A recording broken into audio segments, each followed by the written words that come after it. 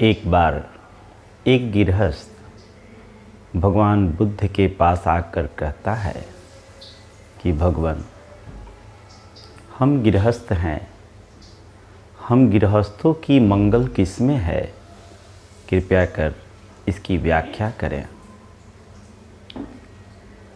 भगवान बुद्ध कहते हैं,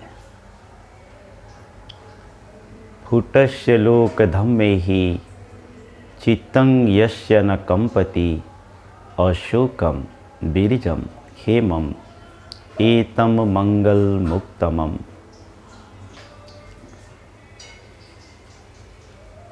फूटस्य लोकधम्मे ही चित्तं यस्य न कंपति अशोकम बीरजम खेमम एतम मंगल मुक्तमम।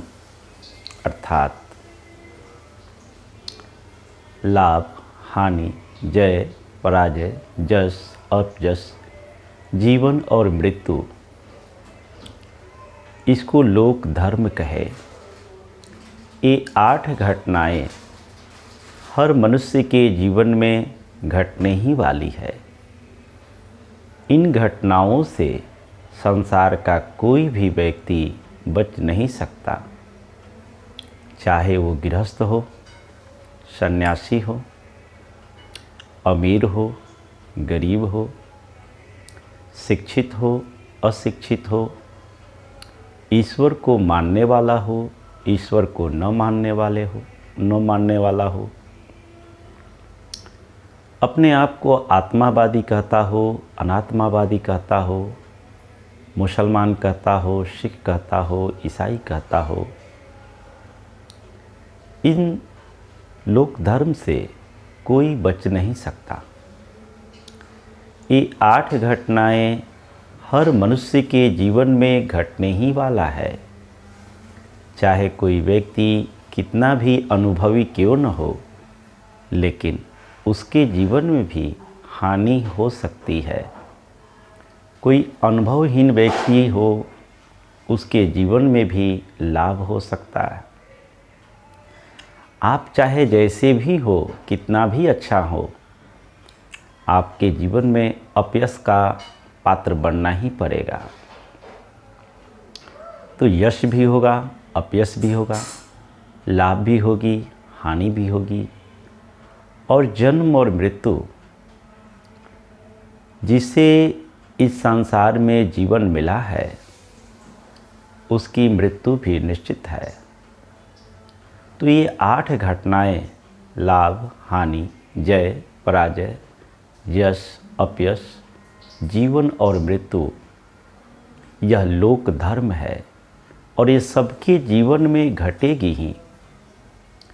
इन 8 घटनाओं के घटने पर चित्तं यस्य न कंपति, जिसका चित्त कंपित नहीं होता है, यानी इस बात को कोई व्यक्ति भली भांति स्वीकार कर ले कि यह प्रकृति का नियम है और यह हमारे जीवन में घटेगी ही, तो फिर वह व्यक्ति हानि के होने पर, अपजश के होने पर, मृत्यु होने पर दुखी नहीं होगा, अशांत नहीं होगा।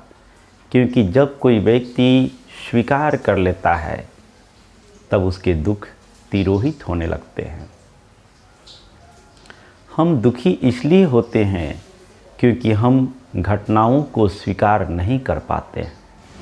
तो भगवान बुद्ध कहते हैं कि इन घटनाओं के घटने पर चित्तं यस्य न कंपति, जिसका चित्त कंपित नहीं होता है,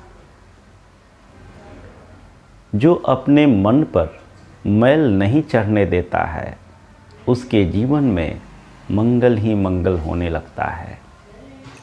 वास्तव में मित्रों, धार्मिक व्यक्ति वही होता है जो प्रकृति के नियमों को स्वीकार कर लेता है और वो अपने तरफ से कोई शिकायत नहीं करता, जो है उसको स्वीकार करता है। जिस व्यक्ति के अंदर स्वीकार भाव उत्पन्न होता है, तो उसके स्वीकार करने के कारण उसके जो बड़े से बड़े दुख होते हैं वह भी छोटे होने लगते हैं। आप ज़रा अनुभव करें, आप विचार करें कि अगर कोई व्यक्ति भूल कर चुका है और वह आपके सामने हाथ जोड़कर स्वीकार करते आए कि सर हमसे भूल तो हो गई है, आगे हम ख्याल रखेंगे, तो जब कोई व्यक्ति स्वीकार कर लेगा तो उस व्यक्ति के प्रति आपके मन में करुणा और दया की भाव जागेगी, आपको बेहद खुशी होगी। और अगर आप उसे दंड देने वाले भी थे तो उसके स्वीकारने के कारण हो सकता है आप उसे दंड से वंचित कर दें। यही नियम कुदरत के साथ भी लागू होता है। हमारे जीवन में जो दुख आता है, असफलताएं आती है, घटनाएं घटती है, अपमान होता है, और जब हमारे अंदर स्वीकार भाव उत्पन्न हो जाता है तो प्रकृति दुख से हमें बहुत जल्दी मुक्ति दिला देती है, क्योंकि स्वीकार भाव होना ही सच्चे साधक का लक्षण है। मित्रों,